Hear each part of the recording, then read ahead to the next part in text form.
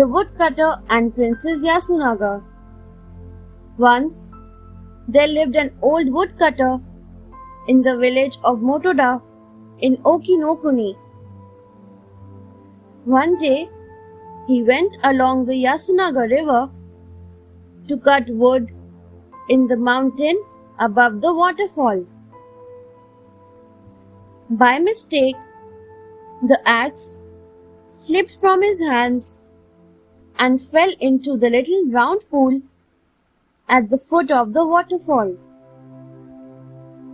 Suddenly, waves began to stir up in the pool. A thick mist rose and it became dark all around. The woodcutter saw something like a big black stick covered with thorns coming out of the water. Frightened, the woodcutter ran as fast as he could. A gentle voice called him from behind. "Old man, please wait a bit."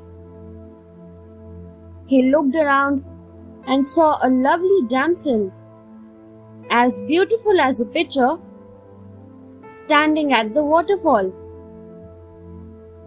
"I am Princess Yasunaga," she said. "I have been living in this pool for ages.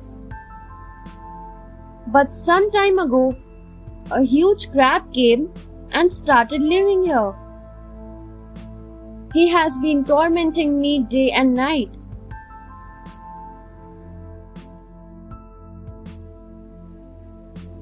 Crab Pool and Princess Yasunaga.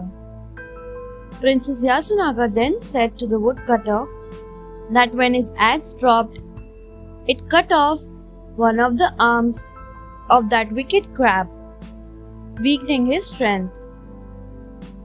So he must have seen that big arm with thorns floating away. The crab groaned in pain and hid in a ledge at the bottom of the pool. She requested the woodcutter to let the axe fall again from the top of the waterfall. She handed him his axe.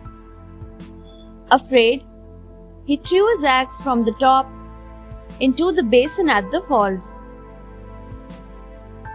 Money and fame and long life, or whatever you ask, shall be yours, even as you ask for it, said the pleased water spirit.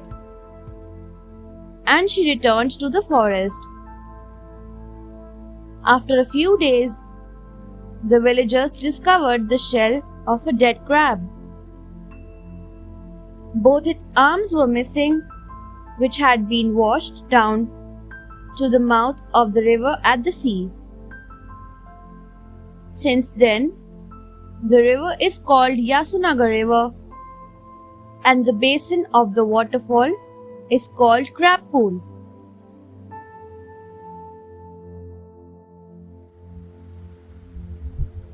The Demon and Shinriki Bow. Long time ago, Shinriki Bow lived in a big house in Sakamoto Hachiman. A devil from Chichibu Mountain came to his house daily. He used to demand huge quantities of wine and feasts and made many unreasonable demands. The priest was in great trouble. He wanted to teach the devil a lesson. So he thought of a plan so that the devil might never come to his house. Shinriki Bow asked the villagers to cut all the wheat in a single day if the devil came along. Then, for delicacies to serve with wine, the priest cut white stones into squares and bamboo roots into rings and set them out. He cooked some white bean curd and bamboo sprouts and placed them on a separate dish for himself. Unaware, the devil came along in his usual way to eat a big feast. But the stones and the bamboo rings were so hard that his teeth could not bite them.